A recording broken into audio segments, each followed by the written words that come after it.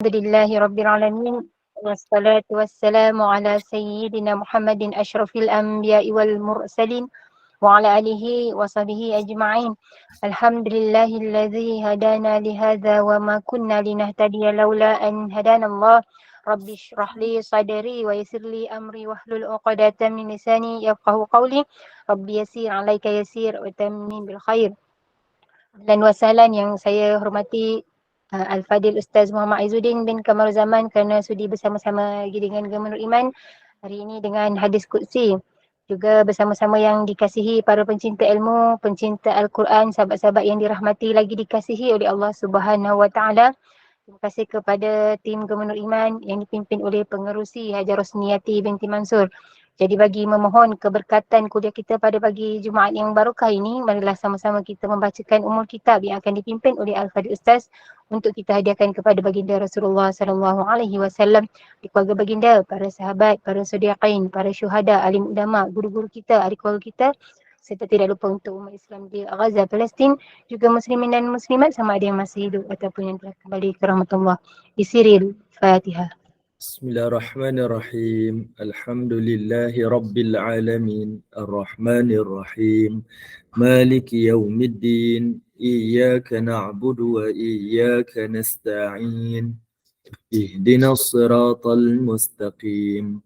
Siratal ladzina an'amta alaihim. Ghairil maghdubi alaihim waladdallin.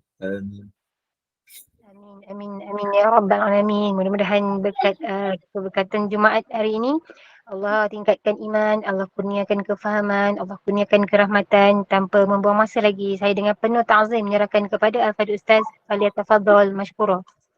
Baik, bismillahirrahmanirrahim. Assalamualaikum warahmatullahi wabarakatuh. Alhamdulillahi rabbil alamin. Nahmaduhu wa nasta'inuhu wa nastaghfiruh. Wa na'udzu billahi min syururi anfusina wa min sayyiati a'malina. Man yahdihillahu fala mudilla lahu wa man yudlil fala hadiya lahu. Asyhadu an la ilaha illallah wahdahu la syarika lahu wa asyhadu anna Muhammadan abduhu wa rasuluh. Amma ba'. Alhamdulillah, pertamanya kita syukur pada Allah Subhanahu wa taala di atas kesempatan yang Allah izinkan kepada kita pada pagi ini, iaitu di pagi Sayyidul Ayyam, penghulu kepada hari-hari kita, iaitu pada hari Jumaat. Semoga Allah Subhanahu wa taala catatkan di hari yang baik ini pertemuan kita di dalam majlis ilmu itu menambahkan lagi iman, taqwa, ketaatan kita kepadanya dan melimpahi kebaikan-kebaikan, kerahmatan, ketenangan dan juga keberkatan dalam kehidupan kita, insya-Allah. Amin ya rabbal alamin. Dan semoga dengan ilmu-ilmu yang kita perolehi dan diamalkan ini menjadi taufik dan hidayah kepada hati-hati kita, sehingga amal-amal kita diangkat dan diterima oleh Allah, dan dosa-dosa kita tu dihapuskan dan diberikan perlindungan daripada Allah Subhanahu wa taala agar tidak mengulangi dosa dan maksiat kepadanya, insya-Allah. Amin ya rabbal alamin. Baik, ibu-ibu, bonda-bonda yang dirahmati oleh Allah Subhanahu wa taala, insya-Allah untuk hari ini kita akan sambung lagi membaca hadis-hadis Nabi sallallahu alaihi wasallam dengan penuh kenikmatan membaca hadis-hadis Nabi ini, dan insya-Allah perbincangan pada hari ini adalah masih lagi berkaitan di dalam bab bersedekah. Dan kita akan membaca hadis yang ketiga dalam bab sedekah, iaitu pada muka surat 114. Jadi pada ibu-ibu yang memiliki kitab, bolehlah tengok kepada hadis yang ketiga dalam bab sedekah pada muka surat 114. Okey, bagi ibu-ibu yang tidak ada kitab, tak mengapa, nanti saya akan bagikan rujukan, iaitu melalui nanti kita akan kupas daripada ayat-ayat Al-Quran. Nanti kita akan refer sama-sama lah. Jadi untuk permulaan ni, kalaulah ada ibu-ibu yang ada kitab, ada inisiatif mungkin dia tengok gambar, dia dah boleh share screen ke, dipersilakanlah, mudah-mudahan jadi manfaat. Tak pun ada yang tulis di komen ke, bolehlah membantu ibu-ibu yang tidak ada kitab untuk merujuk bersama. Okey, hadis yang pertama perbincangan kita pada hari ini adalah berkaitan tentang kelebihan bersedekah secara sembunyi mengatasi kehebatan makhluk yang lain. Sebelum ni kita dah bincang dah, iaitu sedekah ni siapa yang berinfak dan siapa yang bersedekah di jalan Allah Subhanahu Wa Taala, Allah lah yang akan membayarnya semula. Okey, Allah akan bayar semula. Kita keluarkan harta kita, letakkan di jalan Allah Taala. Habis siapa yang nak bayar saya punya duit ni, yang saya keluarkan ni? Allah menyebutkan dialah yang akan dialah yang akan membayarnya. Dan kita tahu bayaran Allah, balasan Allah sudah tentu tidak setimpal. Dia akan bayar lebih baik daripada apa yang kita keluarkan. Itu satu jaminan. Dan kita dah bincang pada hadis yang pertama. Hadis yang kedua pula yang lebih besar lagi. Tadi di dunia, ni kali ni di akhirat. Iaitu siapa yang bersedekah, berinfak, termasuklah berzakat, berwakaf dan seumpamanya, siapa yang keluarkan hartanya untuk agama Allah Subhanahu Wa Taala, di jalan Allah Subhanahu Wa Taala, dia akan memadamkan api neraka kepadanya. Memberikan jaminan di hari akhirat. Yang mana itu adalah jaminan yang kehidupan kita selama-lamanya di sana. Untuk dunia kita sanggup buat apa sahaja. Sedangkan hakikatnya dunia ini adalah sementara. Tapi kita sanggup bergadai, berkorban segalanya. Walaupun dunia ni sementara. Tapi kalau kita fahami dan kita meyakini adanya kehidupan yang kekal selama-lamanya, pasti kita akan lebih sanggup buat seperti mana kehidupan di dunia. Jadi Nabi SAW menunjukkan kepada kita inilah keutamaan orang yang bersedekah. Dan saya selalu sebut dah 2 kali pertemuan kita bincang bab sedekah ni. Dan ni adalah pertemuan kali ketiga, saya ulangi lagi sekali. Orang yang bersedekah lebih memerlukan sedekah itu daripada orang yang meminta sedekah. Sebab secara zahirinya kita melihat orang yang meminta itu sangat memerlukan sedekah kita. Tapi hakikatnya tidak. Kita yang keluarkan sedekah tu, kita lebih memerlukan sedekah itu daripada orang yang meminta. Kerana orang yang meminta, dia hanya dapat harta kita lalu dibelanjakan. Dan itu sekadar yang dia dapat. Dia dapat sekian, dia belanja sekian, habislah. Tapi kita yang mengeluarkan harta kita, bersedekah, berinfak dan segalanya, seumpamanya ini, kita mendapat macam-macam ganjaran. Mengeluarkan harta kita, apa yang kita dapat? Allah Ta'ala akan top up semula perbelanjaan kita.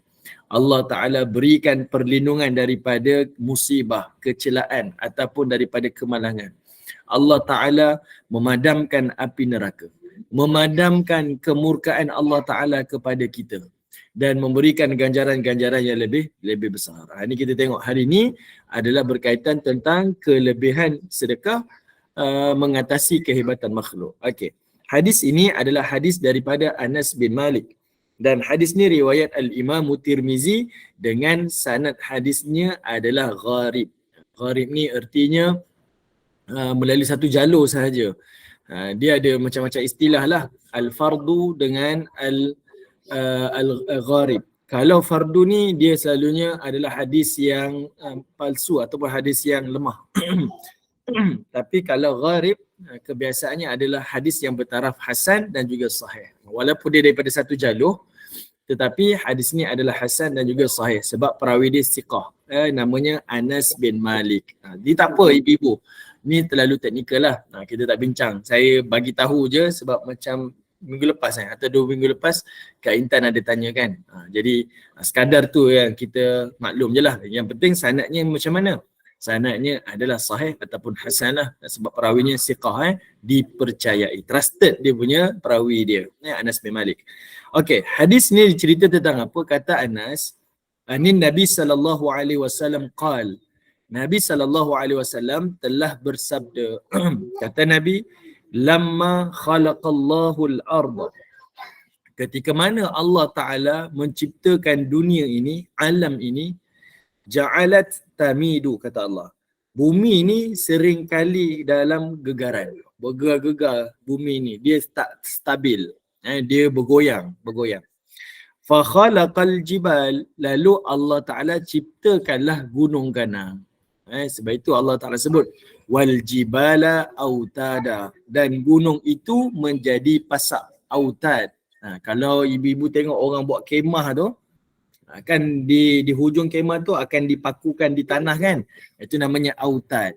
Jadi fungsi gunung ni adalah sebagai paku ataupun pasak kepada bumi yang menjadikan bumi ni tak bergoyang. Selalu saya sebut contoh ni kan. Meja kita ni kukuh. Tapi meja kita ni sebab ada paku lah yang mengukuhkan. Tapi kalau tak ada paku menyebabkan meja kita ni goyang. Macam itulah fungsi kepada gunung.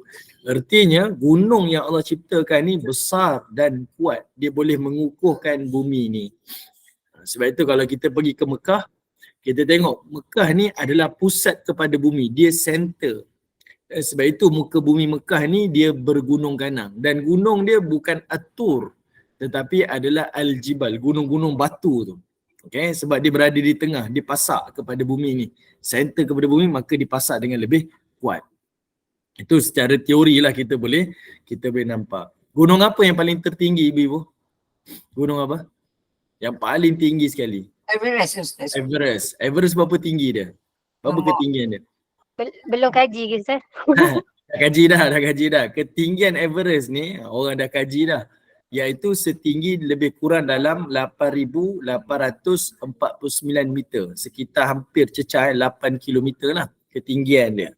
Ni ketinggian Everest ni hampir cecah 9 kilometer lah, kita istilah pendek ceritanya hampir 9 kilometer. 8,849 meter. Itu ketinggian dia.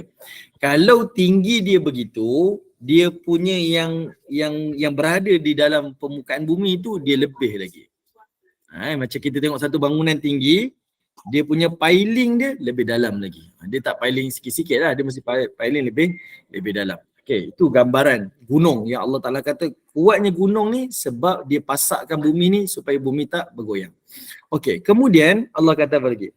Faqala biha 'alaiha fastaqarrat, kata Allah. Maka mengisyaratkan kepada bumi dan bumi pun menjadi tetap. Ini nak sebutkan walaupun gunung ni disebut fungsinya diciptakan untuk memasak bumi supaya stabil tak bergoyang, tetapi Allah nak bagi tahu adanya gunung untuk pasakkan bumi, tetap bumi ni boleh bergoyang. Namun Allah yang isyaratkan, Allah yang perintahkan bumi jangan bergoyang. Kalau gunung tak ada pun, bumi ni kekal boleh stabil sebab ia bertindak di atas perintah Allah. Tapi semua benda yang berlaku ni Allah tunjukkan ada sebab dan musabab dia. Boleh kan Allah nak ciptakan bumi ni tak bergoyang? Boleh. Tanpa gunung pun boleh. Tapi nak jadikan sebab musabab. Okay, sebab itu disebut iaitu fastaqarrat, diperintahkan kepada bumi supaya jangan goyang, maka bumi pun kekal. Kemudian fa'ajibatil malaikah min syiddatil jibal.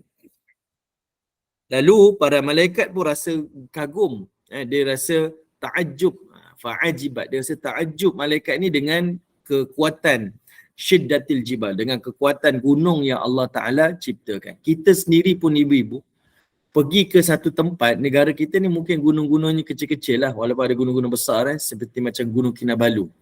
Kita duduk di kaki gunung ataupun jauh sikit daripada gunung, tengok gunung ni besar, kita akan rasa macam terpesona tau, sebab besar dia tu luar biasa. Okay?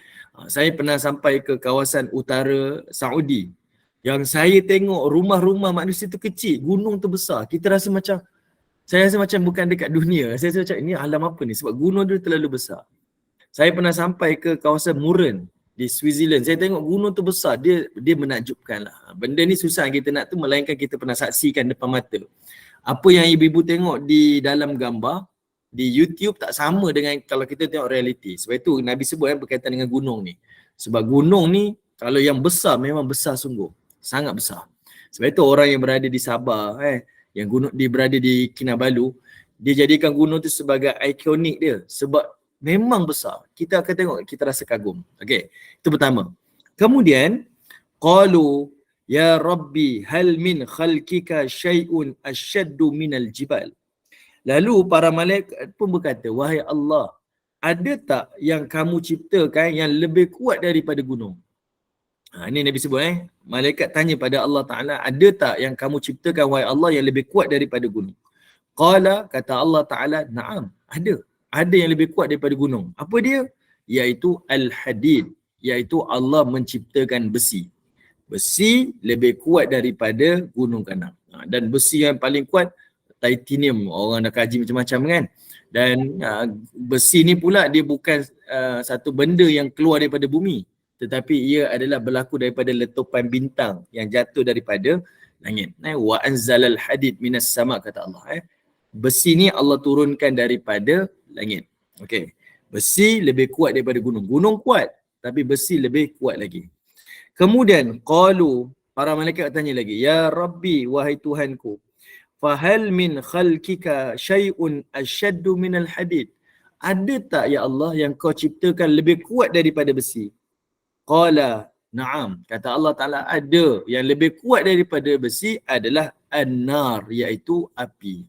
Sebab itu kita tengok macam mana orang menempa besi ni, menempa pedang ni, membentukkan dia adalah menggunakan api kan. Dengan kepanasan yang sekian-sekian suhu tu mampu meleburkan besi-besi yang kuat ni. Okey, jadi Allah Ta'ala jawab, ada tak lebih kuat daripada besi? Ada, iaitu api. Faqalu, malaikat tak puas hati lagi, ya Rabbi, wahai Tuhanku, fahal min khalqika syai'un asyaddu minan nar? Ada tak yang lebih kuat daripada api yang kau ciptakan?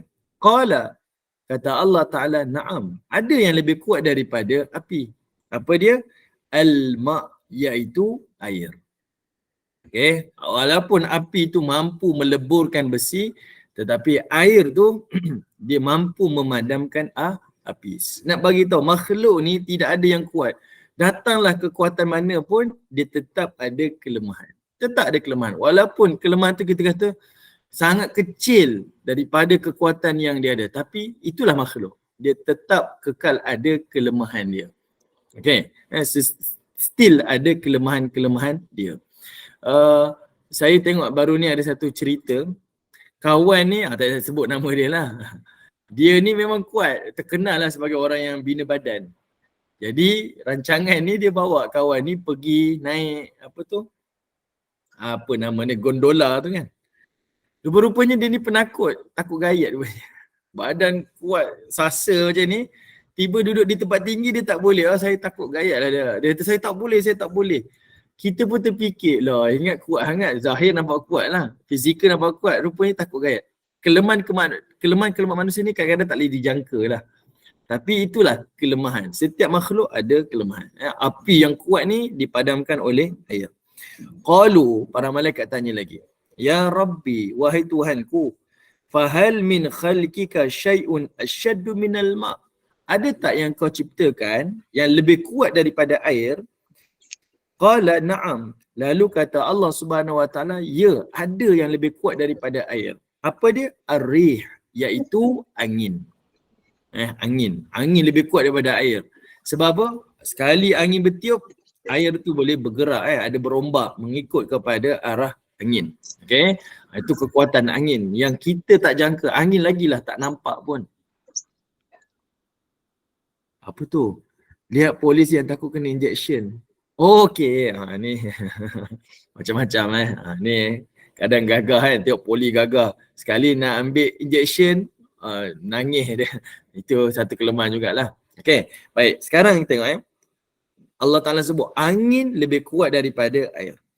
Qalu, malaikat tanya lagi, ya Rabbi, wahai Tuhanku, fahal min khalqika syai'un asyaddu minar rih?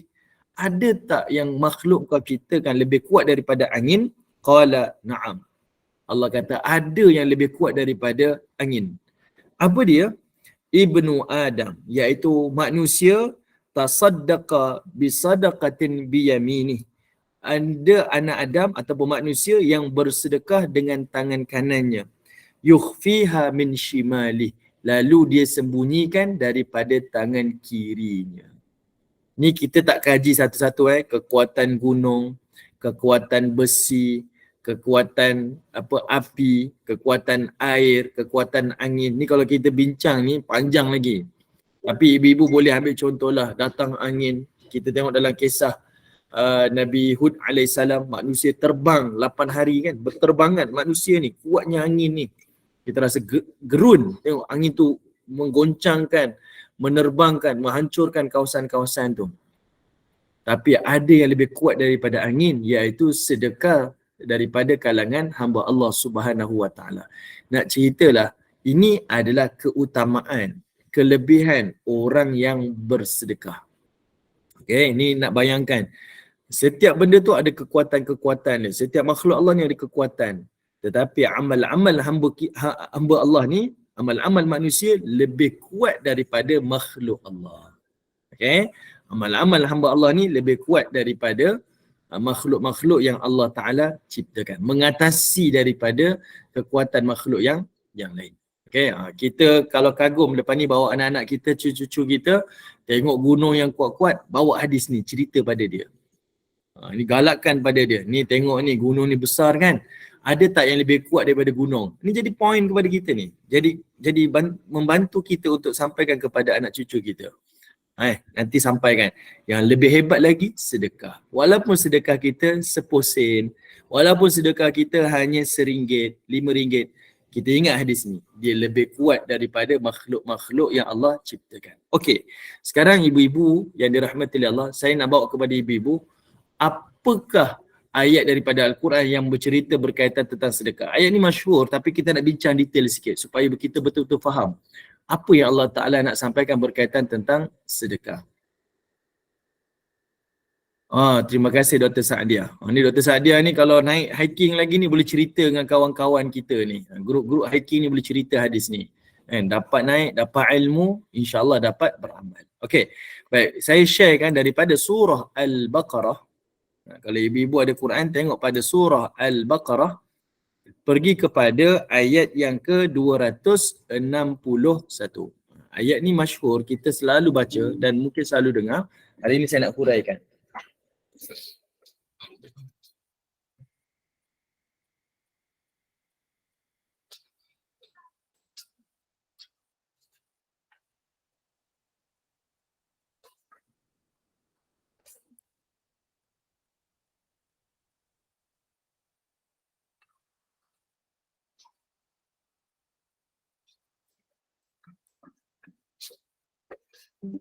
Okey, baik. Kita tengok pada ayat ini, Allah Subhanahu Wa Taala sebutkan. Okey, sebelum tu, ibu-ibu yang dirahmati Allah, ada soalan ke? Okey. Terima kasih Kak Zina share dekat ruangan komen. Tengok dekat share screen saya ni, saya sharekan teks Al-Quran. Nampak kan? Okay, saya usahkan lagi lah.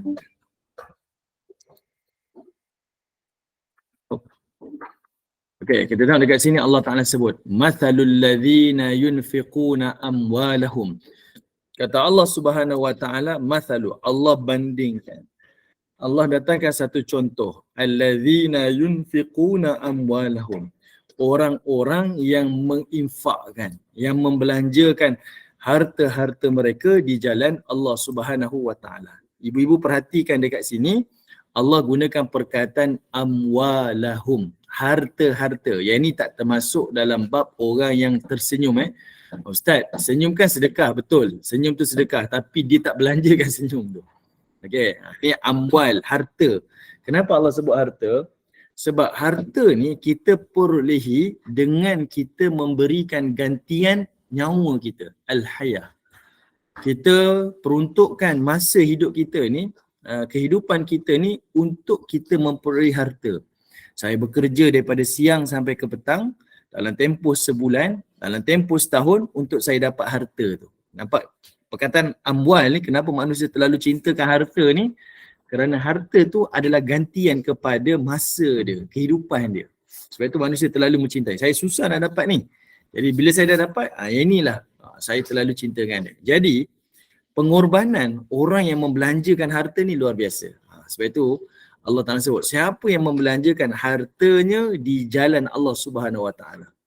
Hadis ni, firman Allah Ta'ala ni menunjukkan kepada kita iaitu elemen pengorbanan. Dia korbankan, dia ajar untuk korbankan sebahagian daripada kehidupan dia ataupun sebahagian daripada perkara yang dia cintai. Senyum dia dalam hadis yang lain, saya tak nafikan senyum tu sedekah. Tetapi sedekah yang Allah Ta'ala sebut di sini adalah amwal, harta-harta yang kita perolehi, kita belanjakan. Fi sabilillah, dengan syarat iaitu dibelanjakan di jalan Allah. Sedekah, infak, wakaf dan segalanya lah yang membantu agama Allah Ta'ala ni. Allah kata apa? Kamathali, adalah seperti mana habbah, iaitu satu biji benih, ambatat sab'a sanabil, yang menumbuhkan 7 tangkai. Fi kulli sumbulah, dan pada setiap satu tangkai itu mi'ata habbah, mengandungi 100 biji lagi. Dia pecah. Satu tu dia pecah. Jadi 7 tangkai. 7 tangkai pula pecah lagi, satu tangkai tu ada 100 biji lagi. Nak cerita dia berkembang. Okey, kenapa Allah Ta'ala sebutkan contoh ini? Pada ayat ini nak tunjukkan kita ada banyak tafsiran. Tafsiran pertama ni ibu-ibu ambil nota. Tafsiran pertama, orang yang bersedekah ni Allah umpamakan seperti mana benih yang ditanam. Setiap pokok yang ditanam, nak dapatkan hasil daripada benih ni, dia mesti ada 2 perkara. Okey, Bonda Salkiah nak tanya ke? So saya sambung kan? Maaf Ustaz, dia memang saya tekan dia on. Okey, baik, tak apa. Saya tak, okey, tak apa Bonda. Okey, contoh kenapa Allah Ta'ala sebut dan Allah bandingkan orang yang bersedekah ni dengan benih yang ditanam lalu membuahkan hasil dia yang sangat lumayan, sebab setiap benih yang ditanam dia ada 2 elemen. Dia mesti datang daripada benih yang terbaik dan dia mesti tanam di tanah yang subur. Dan ini adalah ingatan kepada kita, iaitu tanah yang subur itu diumpamakan sebagai hati kita. Ini hati kita. Tanah yang subur itu adalah hati kita. Manakala benih yang terbaik itu adalah amal soleh kita. Jadi kalau kita buat satu amal soleh, ditanam di tanah yang subur, suburlah hasil dia.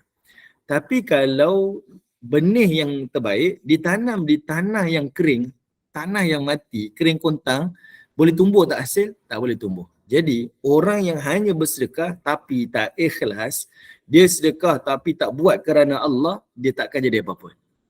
Jadi 2 elemen tu penting. Ada orang yang hatinya ikhlas, tanahnya subur, tapi dia tak ada benih. Dia tak keluarkan infak dia pun tak boleh. Dia 2 perkara tu penting. Mesti ada benih yang terbaik dan dia mesti ada tanah yang subur. Artinya dia mesti ada amal soleh dia, iaitu sedekah, dan dia mesti ada hati yang ikhlas. Okay? Sebab benih yang terbaik tak akan tumbuh di tanah yang mati. Okay? Jadi begitulah dengan hati yang ikhlas kepada Allah Subhanahu wa Ta'ala. Jelas ibu-ibu? Okay, ini adalah tafsiran yang pertama. Okay, tafsiran yang kedua kita boleh tengok pula pada ayat ini menunjukkan kepada kita kenapa Allah Ta'ala berbicara berkaitan tentang kejayaan ibu puan datang.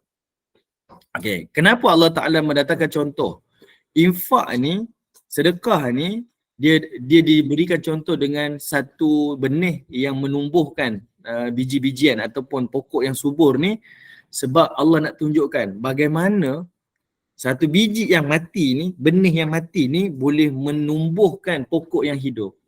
Macam itulah Allah nak cerita tentang sedekah. Sedekah ni kalau ditahan, harta tu ditahan, dia tak menghidupkan, dia tak memberi impak, dia tak ada kesan. Dia mematikan hati lagi, sebab manusia kumpul harta, dia jadi apa ibu-ibu? Dia akan jadi tamak, dia akan jadi lebih jahat, dia akan jadi lebih zalim. Dia tahan harta dia. Tapi bila dia memberi harta dia, jiwanya hidup. Ada rasa kasih sayang, jiwanya hidup. Faham tak maksud saya? Kenapa Allah Ta'ala datangkan contoh sedekah ni seperti mana benih yang ditanam dekat atas tanah? Sebab nak bagi tahu, benih tu mati. Tapi sebabkan dia tanam, menghidupkan pokok. Boleh hidup. Benih mati ni dihidupkan. Itu satu kuasa Allah yang hebat. Benda mati, hidup. Benih mati, ditanam, hidup pokok. Besar pokoknya. Bahkan keluar buah-buahan dan sebagainya. Macam itulah orang yang bersedekah. Kalau dia tak bersedekah, tahan harta dia, mati hati dia. Bila mati hati ni, dia jadi lebih zalim, dia tak berperi kemanusiaan, dia jadi lebih tamak, dia makan rasuah macam-macam. Tapi bila dia memberi harta dia, infakkan harta dia, macam mana keadaan dia? Luar biasa kasih sayang dia. Dia kasih pada orang yang diberi, orang yang memberi itu kasih pada pemberi. Dia menghidupkan nyawa-nyawa atau jiwa-jiwa orang yang beriman. Ini Allah Ta'ala datangkan simbolik satu contoh yang kita mudah faham, tapi dalam masa sama dihuraikan oleh para ulama tafsir menunjukkan kepada kita di banyak pengajaran. Okey, itu yang kedua. Okey, kita tekan lagi. Okey, tak apa. Okey, yang ketiga. Kenapa Allah Subhanahu Wa Ta'ala menyebutkan berkaitan tentang sedekah itu dikaitkan dengan benih yang ditanam? Sebab Sifat manusia ni, dia suka melihat kepada tanaman, bunga-bungaan, kebun-kebunan contohlah. Itu manusia suka tengok. Okay. Jadi Allah nak bagi tahu, bila kamu bersedekah, itu bukan bererti kamu memberi. Tak. Kamu bersedekah tu bukan bererti kamu memberi. Tapi kamu sedekah tu bererti kamu menanam. Maksudnya apa? Dia kena ada satu mindset. Dia tanam tu subur. Tanam subur. Tanam subur. Manusia kan jadi macam tu kan tuan-tuan. Dia suka tengok kebunnya makin lama makin cantik. Makin lama makin subur. Makin lama makin rimbun. Itu sifat manusia. Jadi bila dia memberi tu bukan bererti dia ambil hasil dia bagi orang. Bukan macam tu. Bukan. Tetapi dia sedang menanam. Dia ambil, dia tanam. Dia ambil, dia tanam. Dia ambil, dia tanam. Dia nak tunjukkan, kamu akan tengok betapa kebun kamu ni, taman kamu ni akan jadi lebih subur, lebih indah, lebih hebat, lebih merimbun. Benda tu akan datangkan kegembiraan pada orang yang bercucuk tanam. Orang yang suka menanam dan sebagainya. Ini Allah Ta'ala datangkan contoh. Keseronokan tu tak boleh nak dibayangkan. Okay? Mungkin kita yang duduk bandar pekan yang tak bercucuk tanam ni kita tak rasa. Tapi kalau tengok orang-orang yang bercucuk tanam, ada tanah sekarang kera pun dia nak tanam juga. Sebab perasaan tu dia luar biasa. Mak-mak kita duduk kampung macam mana? Dia duduk rumah kita, tak selesa lah, nak balik kampung lah, nak tengok lah pokok-pokok bunga macam mana. Orang nak tengok okey tak bunganya, nak tengok tak kebunnya macam mana. Sebab itu fitrah, lumrah yang Allah Ta'ala ciptakan. Okay? Sebab itu Allah Ta'ala umpamakan sedekah tu seperti itu. Supaya mindset orang mukmin ni, kamu bukan cabut harta kamu, beri pada orang, tak. Tapi kamu sedang menanam hasil kamu sebenarnya. Kamu tanam dan kamu akan tengok merimbun nanti hasil-hasil yang kamu lakukan. Okey. Kemudian Allah Subhanahu Wa Ta'ala mendatangkan lagi contoh tentang ni, kenapa Allah Subhanahu Wa Ta'ala nak bagi tahu kepada orang mukmin sedekah itu diumpamakan seperti mana tanaman tadi ni, biji benih yang mati ni boleh menghidupkan pokok-pokok yang merimbun, yang hebat ni, adalah sebab Allah Subhanahu Wa Ta'ala nak bagi tahu kepada orang mukmin yang mana ganjaran orang yang bersedekah ni dia tidak ada limit. Sebab amal-amal yang kita lakukan ni ada limit. Kamu baca Quran, satu ayat, satu huruf, 10 hasanah. Ni kita dah bincang kan. Kamu solat jamaah, kamu dapat gandaan 25 ataupun 27 pahala. Tapi kalau kamu sedekah, dia tidak ada batas. Dia unlimited. Dia luar biasa. Dia unlimited. Dia bukan sesuatu yang boleh dihitung, dikira, tak. Dia sesuatu yang kamu tak boleh bayang. Sebab itu ayat berikutnya Allah kata apa? Wallahu yudha'ifu liman yasha'. Iaitu Allah jugalah yang akan melipat gandakan pahala siapa yang dia kendaki. Itu menunjukkan isyarat infinity. Infinity. Jadi kita ni kadang ada harta sedikit pun tak apalah. Kita dah bincang hari sebelum ni. Kita sepatutnya rasa teruja nak beramal, nak bersedekah ni. Walaupun kamu ada sebiji kurma, separuh pun tak apa, bagi lah. Mesti kena bagi juga. Korbankan sedikit, bagi kepada orang. Sebab benda tu dia jadi infinity. Walaupun kecil-kecil, walaupun sedikit-sedikit, dia jadi infinity. Bahasa mudahlah ibu-ibu. Kita dapat harta ni ibu-ibu. Kita bila bersedekah, sebenarnya kita letak dalam mindset kita, kita sedang transfer sebenarnya. Daripada akaun dunia kita kepada akaun akhirat kita. Dia bukan hilang, dia bukan habis. Dia transfer. Daripada tempat yang sementara kepada akaun yang kekal selamanya. Macam kita lah, ada duit, ibu-ibu dapat gaji, duit pencen, adakah semua duit tu letak dalam wallet? Sudah tentu tak kan? Takut dia tak dalam wallet ni. Ni memang kejap je habis ni, macam air lah duit saya ni. Kita pergi simpan kan, dalam saving account ke, kita simpan dalam fixed account ke, macam-macam lah kita fixed deposit letaklah macam-macam ni. Sebab apa? Kita meyakini di tempat tu lebih kekal lagi. Dia boleh bertambah-tambah lagi harta saya. Macam itulah. Harta kita dekat dunia tak kekal. Sama ada dia habis ataupun saya mati dulu. Itu je hakikat yang kita kena terima. Tapi bila saya pindahkan harta tu ke akaun akhirat, nescaya dia kekal selamanya. Itu mindset orang mukmin berkaitan tentang sedekah. Sebab itu sedekah luar biasa. Dia lebih kuat daripada gunung, daripada besi, lebih daripada api, lebih daripada air dan juga angin. Okey, ini luar biasa. Okey. Kemudian Allah kata wallahu wasi'un alim. Allah itu maha meliputi penguasaan ilmunya. Okey, sekarang ibu-ibu tengok ayat berikut ni. Ni Allah letakkan syarat. Ni Allah letakkan syarat. Benda ni sangat penting. Nak memberi sedekah ni satu perkara. Kadang-kadang kita rasa seronok. Okay, orang baik pun sedekah, orang tak baik pun bersedekah. Sebab masing-masing bersedekah ada matlamat masing-masing. Buat konten pun ya, kan? Dah jadi konten sekarang kan. Pergi kedai, saya nak beli satu kedai ni jualan hari ni. Saya nak sedekah, nanti abang sedekah kat saya siapa Dia buat tu untuk buat konten, hati-hati. Sebab ayat 262 ni dia menjadi barah. Kanser kepada, ni penyakit kepada orang bersedekah. Ini Allah ingatkan kepada kita. Allah kata apa? Alladzina yunfiquna amwalahum fi sabilillah. Allah ulang lagi sekali. Orang-orang yang berinfak harta mereka di jalan Allah. Ni orang yang keluarkan harta di jalan Allah ni. Dia laburkan harta dia buat kubah masjid contohlah. Dia laburkan harta dia buat tandas. Dialah yang selesaikan pembinaan masjid. Dialah yang buat peparitan. Harta dia di jalan apa-apa saja di atas jalan yang memudahkan manusia ni, kita sebut jalan Allah lah, ibadah ni. Dia laburkan harta dia. Allah kata apa? Semua yang kamu buat tu bagus. Aku akan tambah-tambah. Tapi ingat, ada benda yang kamu kena jaga selepas daripada sedekah. Thumma la yutbi'una ma anfaqu manna wala adha, kata Allah. Iaitu jangan diiringi, diikuti selepas berinfak ni, iaitu manna wala adha. Manna ni adalah kita kata apa? Perkara yang kamu mengungkit. Berbangga-bangga dan mengungkit-ungkit.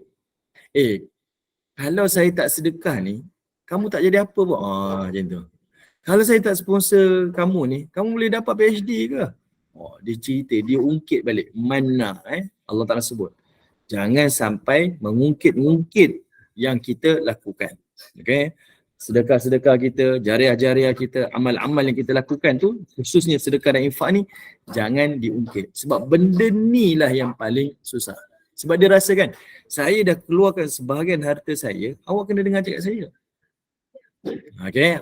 Dia cuba nak mempengaruhi orang lain dengan sedekah-sedekah dia, dengan infak-infak dia. Jadi Allah ingatkan, jangan rosakkan amal-amal kamu itu, sedekah-sedekah kamu tu dengan mannah. Kamu ungkit balik pemberian kamu. Wala adha, dan jangan kamu menyakiti orang lain. Okay?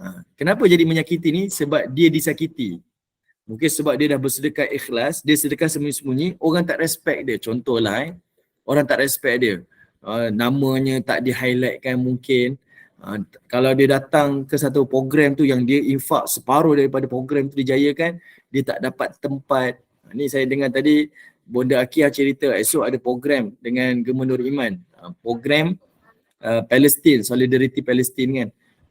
Cubalah saya minta masuk. Contohlah ada orang bagi infak banyak ni.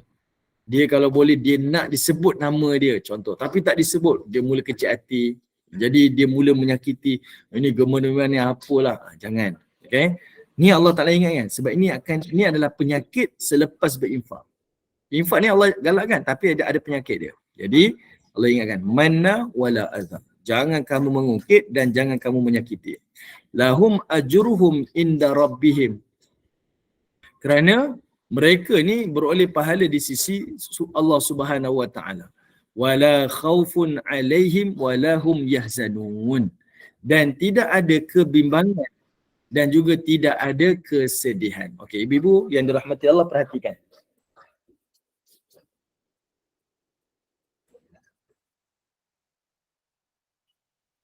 Okey, ibu-ibu yang dirahmati Allah, perhatikan. Tengok orang yang bersedekah, orang yang berinfak ni, Allah Ta'ala kata ni adalah amal yang terbaik ni. Dia akan jadi pahala yang berterusan.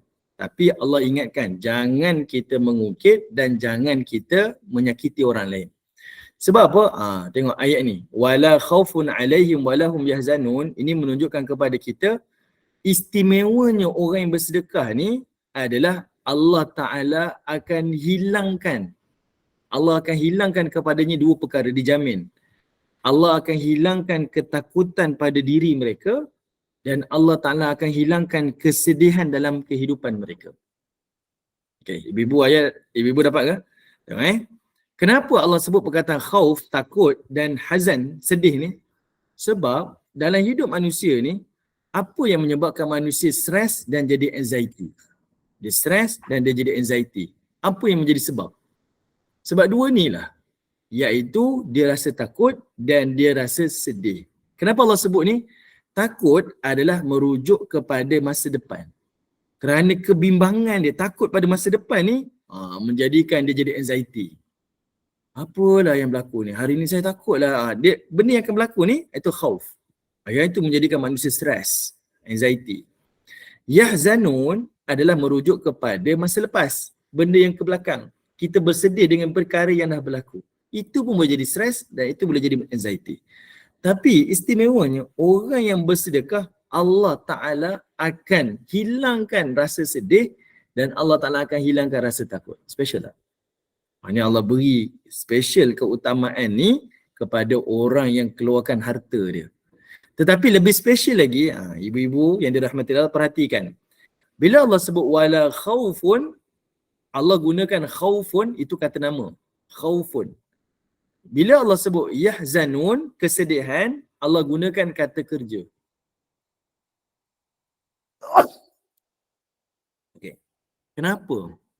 Kenapa Allah Ta'ala tak sebut wala yakhufun, contohnya wala yakhufun alaihim walahum yahzanun. Tapi Allah kata wala khaufun. Bila Allah sebut takut, Allah kata nama. Allah kata sedih, Allah gunakan kata kerja. Okey. Kata nama ni benda yang stabil dan benda yang kerap kali datang. Dia stabil dan kerap kali datang. Benda yang sedih ni benda yang dia kadang-kadang datang. Okey, contohnya macam mana? Bila sebut perkataan takut ni, orang yang bersedekah dia akan rasakan takut. Takut tu akan datang. Takut apa? Dia takut azab. Dia jadi benda yang positif. Dia takut azab. Dia takut amalnya tak diterima. Dia takut jadi riak. Dia takut. Benda tu membuatkan dia perbaiki amal soleh dia. Perbaiki lagi. Itu kesan dia. Tapi perkataan sedih ni, dia benda-benda jarang-jarang datang. Bila dia banyak bersedekah ni, sedih juga. Tapi dia jarang-jarang datang. Dan bila dia datang, dia dapat diatasi. Macam mana? Bila dia berlaku kehilangan. Dia mudah move on. Kita sebut dia mudah melupakan. Sebab dia merasakan apa? Benda ni tak kekal pun. Ini Allah beri ganjaran kepada orang-orang yang suka bersedekah. Sebab itu Allah highlight perkataan tu. Wala khaufun alaihim walahum yahzanun. Dan perkataan ni selalu kali Allah sebut dengan hidayah dengan Al-Quran. Kalau kita baca Quran selalu kita akan jumpa. Wala khaufun alaihim walahum yahzanun. Kamu tak takut dan kamu tak akan sedih. Selalu dirujuk kepada Al-Quran ni kalau dibaca, difahami, dia akan hilangkan ketakutan, dia akan hilang kesedihan. Bila Allah turunkan hidayah, dia akan hilangkan ketakutan, dia akan hilangkan kesedihan. Sebab apa? Dia menyelesaikan masalah lepas kita dan menyelesaikan masa depan kita. Okay, termasuklah sedekah. Dapat ibu-ibu? Boleh? Okay. Baik, kemudian kita tengok lagi. Allah Ta'ala sebut lagi. Kata Allah Subhanahu Wa Ta'ala.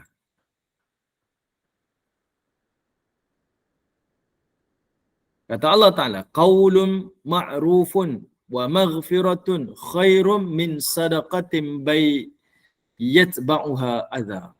Kata Allah Subhanahu Wa Ta'ala, bila menolak peminta-peminta sedekah ni, qaulun ma'rufun, katalah perkataan yang baik. Wa maghfiratun, dan memaafkanlah. Khairun, itu lebih baik, min sadaqah, daripada sedekah yatba'uha adha, sedekah yang diikuti dengan menyakitkan hati orang. Okey. Baik, di sini nak tunjukkan kepada kita. Perhatikan Allah Ta'ala kata apa? Qaulun ma'rufa. Tadi kalau kita tengok pada ayat ini, Allah Ta'ala perkataan manna. Manna ni kita diterjemah sini mengungkit-ungkit. Okey. Jadi macam mana kita nak hilangkan penyakit mengungkit ni? Iaitu sebutlah perkataan yang baik-baik. Gantikan. Daripada mengungkit ni, cakaplah benda yang baik-baik. Gantikan. Jangan ungkit-ungkit. Jangan disebut-sebut tu, tapi sebut perkataan-perkataan yang baik. Benda ni Allah Ta'ala datangkan penawar dia. Dan bila Allah kata wala azza, dan jangan kamu menyinggung ataupun menyakitkan hati orang ni, maka penawar dia adalah maghfirah, iaitu memaafkan, mengampunkan. Yalah, saya dah keluarkan sedekah saya, infak saya mengharapkan, ni biasa kan, saya selalu sebut, return on investment sifat manusia. Kalau saya beri, saya nak balasan. Jadi, paling tidak awak ucap terima kasih. Ataupun awak dengar cakap saya tak minta harta awak, tapi paling tidak awak dengarlah cakap saya sebab saya dah keluarkan harta saya. Tapi biasanya orang yang mula menyakitkan, dia dah memberi dan dia menyakitkan hati orang ni sebab dia disakiti. Kan? Dia dah beri, orang tak dengar cakap dia, orang sindir dia. Dia mula nak belajar menyakitkan hati orang. Yang ini Allah tegur, yang ini Allah ingatkan. Jangan. Bersifatlah maghfirah, memaafkan. Okey? Benda ni bukan senang ibu-ibu, kita rasa baca senang je. Tapi bila nak beramal, Allah, dia benda yang kita mujahadah, berlawan dengan perasaan kita. Okey, mujahadah. Marah ni bahaya marah ni bahaya. Sebab itu kita tengok yang kes baru ni kan, yang lelaki Cina tu langgar lelaki Melayu tu kan, sampai mati. Tengok macam mana. Dia langgar sampai mati tau, hanya kerana dia nak masuk ke tol saja. Bergebut nak siapa beratur dulu, nak masuk tol. Kita tak boleh fikir kan, nak beratur tol je. Tapi dia marah, dia kejar lelaki Melayu ni, bahkan dia lenyek daripada kaki tu sampai ke tengkuk. Mati dah tahun 2019 dah. Dan dia baru bangkit isu tahun ni sebab katanya dah pindah enactment. Dia punya akta tu akhirnya dia dipenjarakan 16 tahun, dah jatuh hukum. Dah jatuh hukum 16 tahun penjara je. Sepatutnya dia membunuh, maka sepatutnya dijatuhkan hukuman matilah. Tapi tak, ada kes. Tapi nak bercerita, asal marah je. Marah tu, jadi macam itulah. Kalau hati kita tersinggung, marah dan sebagainya, ingat, bersifatlah maghfirah. Qaulun ma'ruf, cakap benda yang baik, jangan kita mengungkit, dan juga wa maghfirah, dan kita mesti bersifat memaafkan. Khairun, lebih baik min sadaqah, daripada orang yang keluarkan harta sedekah ni, tapi yatba'uha adha, diikuti dengan perkara yang menyakitkan hati. Jangan.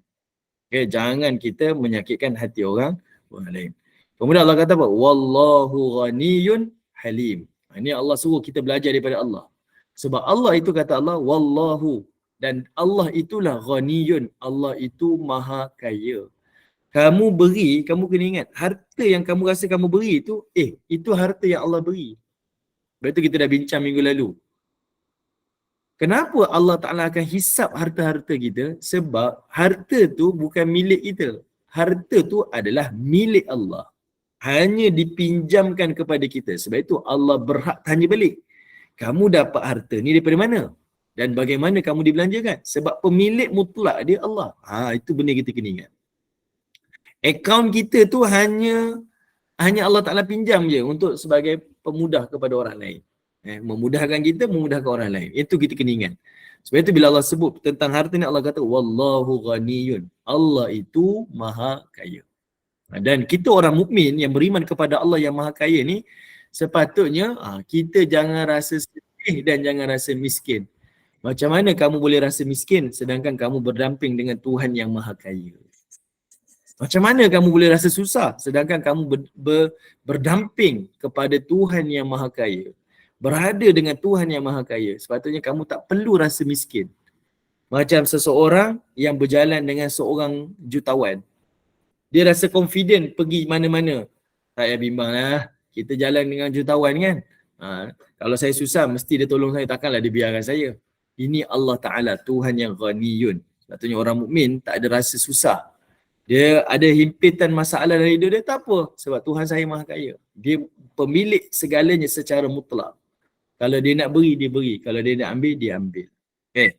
Sebab itu selalu kita baca selepas solat, Allahumma la mani'a lima a'taita wa la mu'tiya lima mana'ta wa la yanfa'un zal jaddi minkal jad. Allah, kalau dia nak beri, tak ada orang boleh halang.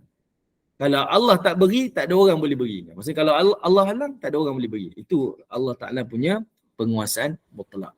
Dan Allah Ta'ala juga beritahu, walaupun dia maha kaya dan dia memberi lebih daripada apa yang orang lain tak boleh buat, dia juga adalah halim, Tuhan yang maha penyabar. Tuhan yang maha sopan. Kerana apa? Sebab Allah nak bagi tahu, walaupun aku memberi, boleh jadi ada masa aku memberi, hamba ni tak berterima kasih pun. Hamba ni tak bersyukur pun. Hamba ni tak beribadah kepada aku pun, tapi aku tetap memberi. Kenapa kamu tak boleh pelajari daripada aku? Kamu beri, orang tu tak cakap terima kasih. Tak apalah. Ingat, wallahu ghaniyun halim. Allah memberi macam-macam, bagi kehidupan, bagi jodoh, bagi nikmat, bagi itu dan ini. Hamba ni bukan tak beribadah pada Allah, bahkan syirikkan Allah, burukkan Allah pula. Banyak kan itu jumpa maki hamun Allah Ta'ala, makhluk-makhluk ni. Allah Ta'ala kata wallahu ghaniyun halim. Allah Ta'ala lebih daripada kita apa dia buat, daripada apa yang kita buat ni, apa yang kita beri ni. Jadi ingat, belajarlah daripada sifat Allah Subhanahu wa Ta'ala.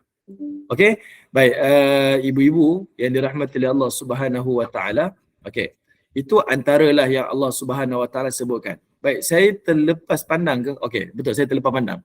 Pada ayat 262 ni, okey, pada ayat 262 ni Allah Ta'ala menyebutkan iaitu perkataan sedekah. Yang ni saya terlepas pandang. Tahu ni 263. 263 ni Allah sebut sedekah. Saya terlepas pandang. Ayat atas ni Allah cerita tentang infak. Ayat kedua ni Allah cerita tentang sedekah. Okey. Saya nak tanya dululah, apa beza dia?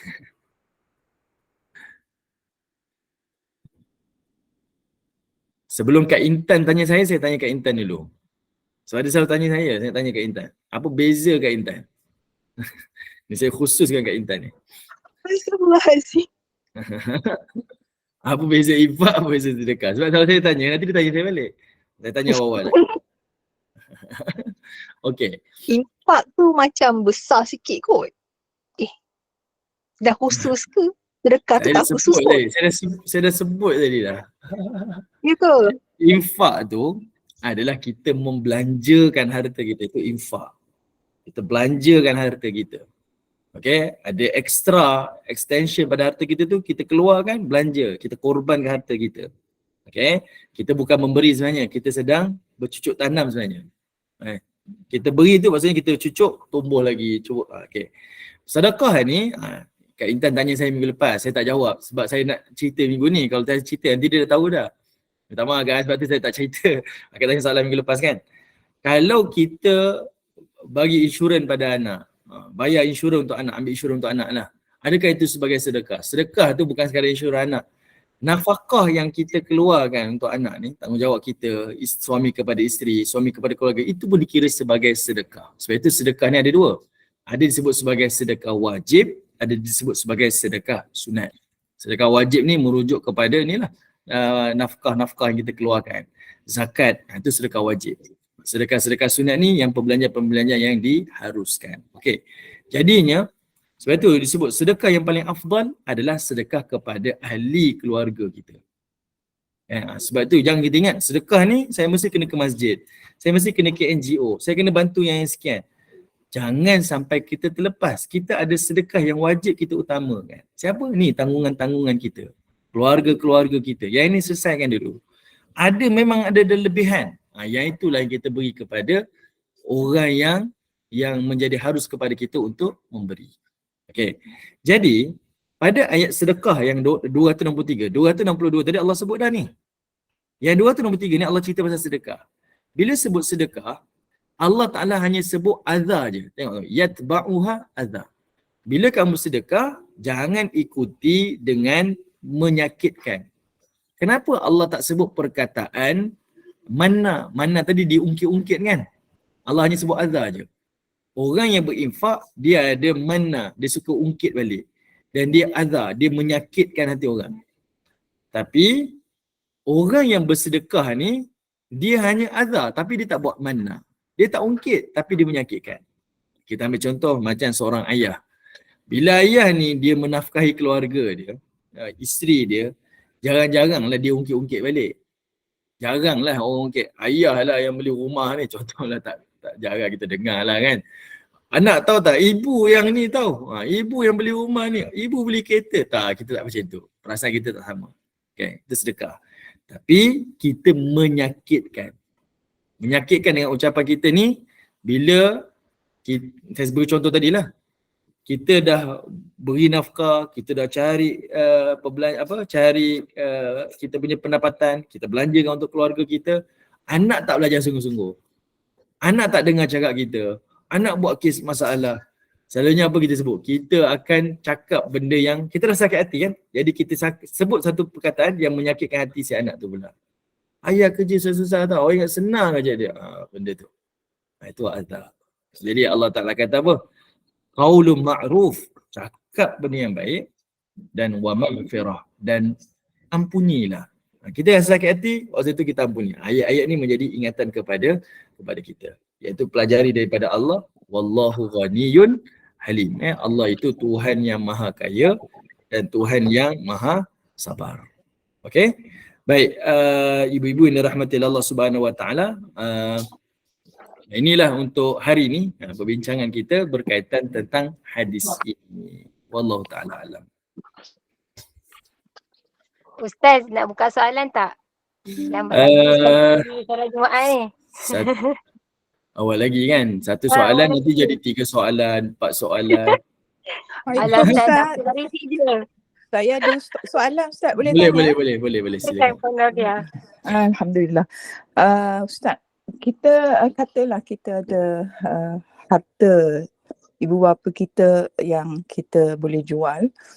Boleh ke pahala duit yang kita dapat tu kita sedekah, pahala tu masih pergi ke dia pasal rumah tu rumah yang dibeli daripada titik peluh dia kan Ustaz? Okey, terima kasih Ustaz. Okey, baik. Okey, tadi saya terlupa. Kenapa dia highlightkan berinfak di jalan Allah ni? Kadang-kadang kita ingat harta ni, okey saya nak tinggalkan untuk anak saya. Selalu cerita macam tu kan. Kumpul-kumpul harta, ni saya dah siap ready untuk anak-anak ni. Ibnu Katsir sebut harta ni perlu ada ditransfer ke hari akhirat. Sebab harta yang kita prepare untuk anak, kita kena ingat, setiap individu Allah dah jamin kehidupan dia. Harta dia, rezeki dia Allah dah jamin dah. Itu satu perkara. Dan takut-takut juga harta yang kita rasa nak tinggalkan untuk anak tu, harta tu habis. Kita tinggalkan kereta untuk anak, kereta rosak. Walauzubillah kan. Kita tinggalkan rumah untuk anak, rumah tu dirobohkan. Kita tak tahu. Jadi benda tu boleh jadi sia-sia. Sebab itu dia highlight kan. Kita sendirilah yang ada harta ni, kena ingat. Harta-harta kita ni adalah untuk kita bercucuk tanam. Harta tu adalah untuk kita transfer ke akaun akhirat. Okey, balik pada soalan tadi. Tentang rumah yang dibeli oleh orang tua kita, dia modalkan simpanan dia segalanya dia beli. Pertama sekali kita kena ingat, kalau dia meninggal dunia, harta tu telah menjadi harta pusaka yang perlu difaraidkan. Jadi pewaris-pewaris selepas itu semua ada hak di atas harta tu. Okey, jadi macam mana kita nak agih kan? Masing-masing ada hak kan? Nak tak nak memang harta tu perlu dijual supaya dapat satu nilai dan dibahagikan mengikut faraid. Memang macam itulah. Kalau orang tua kita hidup, masih lagi ada harta tu, orang tua kita pemilik mutlak pada harta dia, rumah tu lah. Lalu dia pun jual. Okey, minta maaf. Dia pun tak duduk, dia pun duduk dengan kita. Misalnya, tinggal seorang je orang tua kita, dia duduk dengan kita, rumah tu kosong. Kita kena ingat, kadang-kadang memang kita sayang lah, harta ni saya nak jual, inilah harta yang saya dulu usahakan, ini untuk anak-anak sebagainya. Tapi kita kena ingat, harta ni dia tak akan berkembang kalau tak dimanfaatkan. Sebab kalau dibiarkan macam tu dia rosak. Contohnya rumah kan, biar je macam tu, rosak. Tanah kita beli, tak diusahakan, macam tu je lah, naiklah lalang, hutang belantara macam tu. Tak menjadi apa-apa untuk kita. Jadi kalau kita mampu usahakan, manfaatkan, mudah-mudahan dia balik kepada kita kebaikan. Kalau tidak, boleh jadi kita belanjakan harta sekian, dapat kita punya duit tu, lalu kita sedekahkan dan sebagainya, itu lebih baik. Maksudnya mudah ceritanya, perlu belanja ke, tak perlu belanja ke, harta tu dimanfaatkan. Sama ada kita usahakan harta yang ada supaya dia jadi jariah kepada orang tua kita, ataupun kita jual, dapat harta tu, kita sedekah ke, kita buat apa yang kebaikan-kebaikan tu, mudah-mudahan juga menjadi jariah. Allah Ta'ala alam. Harap menjawab, minta maaf ibu harap menjawab lah. Terima kasih. Walaupun dia dah tak ada Ustaz. Kalau dia tak ada, sebab saya kata tadi, harta tu dah menjadi harta pusaka. Yang perlu difaraidkan. Itu adalah syarat-syarat dia, itu panjang lagi lah. Semua anak-anak berhak kepada harta tersebut. Okay. Sebab saya faham, memang kita sayang kalau rumah ni lagi lah, ni rumah yang dibeli orang-orang tu, kita pula membesar di situ. Nak jual tu, kita fikir panjang. Tapi kita ingat, kalau tak dibiarkan macam tu, dia rosak. Dan tak jadi jariah pun pada orang tua kita. Melainkan ada adik yang duduk, ada ahli keluarga yang dapat manfaat. Tu tak apa, ni tak dapat apa-apa. Jadi lebih baik dijual, dapat harta tu dibahagi-bahagikan. Maksudnya kita menjalankan syariat ni, difaraidkan. Lalu kita pula membelanjakan harta tu. Terus dia menjadi jariah kepada orang tua kita. Okey. Ustaz, last Ustaz. Okay. Katalah harta tu atas nama seorang anak kan? Tapi pasal adik-beradik ni yang bercelaru ni tak boleh nak datang, tak boleh bekerjasama. Boleh ke anak atas nama anak tu dia decide untuk semua? Okey. Tak ikut faraid kata. Okey, baik. Memang setiap harta rumah kan dia ada penama dia bagi pada anak. Anak tu bukan macam mana kata, kalau harta tu masa dia ada beza harta pusaka dengan harta yang diwasiatkan. Kalau diwasiat masa hidup, ayah hidup lagi, ayah nak bagi, ni rumah ni untuk kamu, dia hidup lagi, dia bagi masa tu, itu lain itu memang harta si anak secara individu. Tapi kalau dia hanya sebagai penama, orang yang ada hak saja untuk menyelesaikan harta rumah tu untuk jadi harta pusaka untuk adik-beradik semua. Jadi si fulan ni yang dinamakan ni, dia tak boleh decide. Dia hanya orang yang, apa istilah, saya tak ingatlah istilah dia. Dia kena rujuk pada orang-orang yang buat bidang ni. Pemegang amanah. Pemegang amanah ni. Pemegang amanah ni, dia hanya boleh memudahkan dari sudut urusan mahkamah je. Tapi pemilik dia tu ni adik-beradik ni. Memang dia kena buat bincang. Kita nak dapat harta ni perlu ke kita kena jual ni, kita nak agih-agihkan ni kepada semua ni, abang dapat berapa, kakak dapat berapa ni, ikut pusaka. Memang itulah yang kena buat. Tapi okey. Benda ni selalu saya hadapi lah, selalu ditanya. Saya tak mahir nak jawab secara teknikal sebab ni bukan bidang saya. Secara umum saya boleh bantulah. Tapi suka saya ingatkan, benda ni dah selalu kita lihat dalam keluarga orang Melayu ataupun orang Muslim. Sebab itu sepanjang kita hidup ni, harta yang kita miliki tu selesaikan siap-siap. Sebab dulu menjadi tabu bila cerita bab harta pusaka ni, agih-agihan ni, nak ayah mati cepat ke? Sepatutnya benda tu tak berlaku dah zaman kita ni. Zaman kita ni zaman maklumat ni. Zaman ni sepatutnya kita semua dah bersedia. Sebab kita boleh nampak kesan pada ahli keluarga generasi akan datang tu, inilah yang berlaku. Bercelaru, huru-hara, bertelaga, bergaduh kerana harta. Okay, saya minta maaf Bonda Norelia, saya tak dapat nak jawab secara teknikal sangat. So ini bukan bidang saya, memang kena refer kepada orang-orang yang betul-betul buat lah. Saya ada seorang sahabat yang mungkin boleh bantu. Dia ada buat benda ni. Okey, satu lagi Ustaz, kalau kita dah jual rumah tu, kita dapat duit tapi kita beritahu setiap pembahagian kena donate 5,000 ke untuk kita buat sedekah. Okey, tak boleh macam tu, tak boleh. Sebab semua tu adalah hak individu, terpulang pada individu. Kita tak boleh letakkan syarat. Tak boleh. Bahkan individu yang ada hak pada rumah tu, contoh kita dah jadikan, dah dicairkan jadi cash. Dia kata okeylah, saya tak nak rebut-rebut, saya tak nak lah rumah ni. Saya tak nak harta tu, awak ambil lah, sedekah lah. Tak boleh. Melainkan setelah dia tahu jumlah berapa dia dapat, barulah dia boleh decide dia nak ambil ataupun dia nak sedekahkan. Sampai tahap tu. Sebab tak nak timbul isu masa akan datang. Jadi macam tu juga. Bila dia dah dapat harta dia, kita tak boleh syaratkan 5,000 ni kita wajib donate, tak boleh. Sebab kita kena ingat, sedekah tu, jariah pada orang tua kita tu bukan semestinya melalui sedekah. Dapat duit tu kita sedekah. Tak. Bila dah dijalankan faraid tu, semua orang, anak-anak dah dapat, anak-anak pula dapat manfaat daripada duit tu, dia belanjakan. Tak kisahlah dia belanja betul ke salah ke, pahala tu dapat tak pada anak, dapat pada ayah, dapat tak pada ibu yang membeli rumah tu, dapat. Sebab harta tu telah dimanfaatkan, semua orang merasa ni dia dapat sekian ribu, ni dapat sekian ribu, anak-anak yang dapat belanja kehidupan dia segalanya. semua tu jadi pahala. Tak semestinya sedekah yang kita bayangkan sedekah tu bagi kepada tabung sekian, masjid sekian, tu jadi jariah. Tak semestinya macam tu.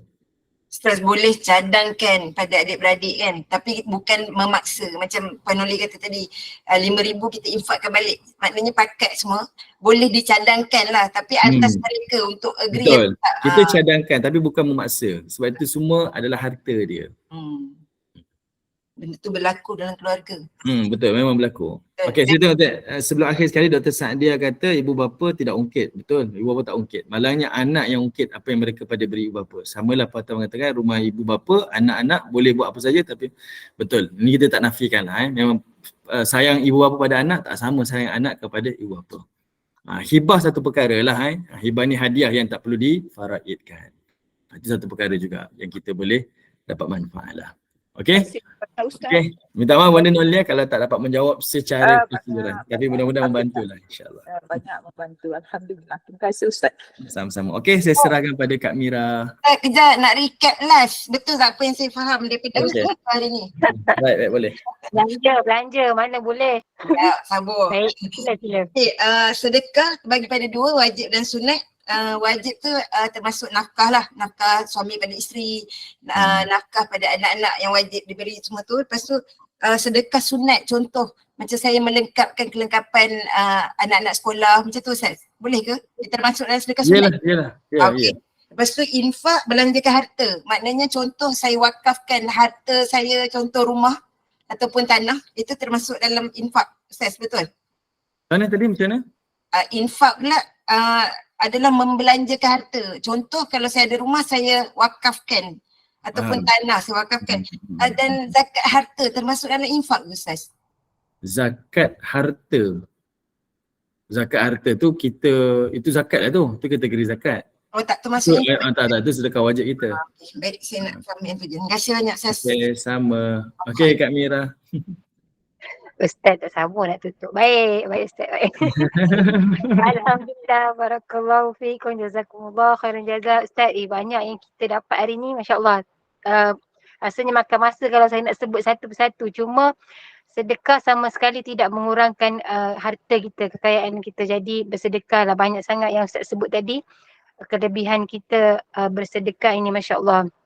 Mudah-mudahan bertambah kefahaman kita, mudah-mudahan barokah, mudah-mudahan Allah kurniakan limpah rahmat kepada kita. Terima kasih kepada tim Gubernur Iman, sahabat-sahabat pencinta ilmu yang mengimarahkan kuliah kita maraton dari subuh tadi hingga saat ini, masya-Allah. Terima kasih banyak. Ustaz, satu je bahan kuliah hari ini. Kuliah asal kita petang ini 5 petang, kitab Qalbun Salim bersama dengan Al-Fadhil Ustaz Muhammad Zukri bin Abdul Jalil. Jadi teruskanlah bersama dengan Gubernur Iman dengan kuliah yang telah disediakan. Jadi sebagai penutup majlis, sebelum menutup majlis, saya mewakili Gubernur Iman memohon maaf sekiranya ada sebarang kekurangan dan kesilapan. Yang baik itu datang daripada Allah, tidak baik dan kelemahan itu daripada kami sendiri. Kita tangguh kuliah kita. Mohon sekali lagi Al-Fadhil Ustaz untuk membacakan tasbih, kafarah dan surat As. Saya sudahi dengan wabillahi taufiq wa hidayah. Wassalamualaikum warahmatullahi wabarakatuh. Bismillahirrahmanirrahim. Subhanallah wa bihamdi, subhanakallah wa bihamdika, asyhadu an la ilaha illa anta wa astaghfiruka wa atubu ilaik. Subhana rabbika rabbil izzati amma yasifun, wassalamun alal mursalin, walhamdulillahi rabbil alamin. Wal 'asr innal insana lafi khusr illa alladhina amanu wa 'amilus salihat wa tawassaw bil haqq wa tawassaw bis sabr, walhamdulillahi rabbil alamin. Terima kasih semua. Assalamualaikum warahmatullahi wabarakatuh.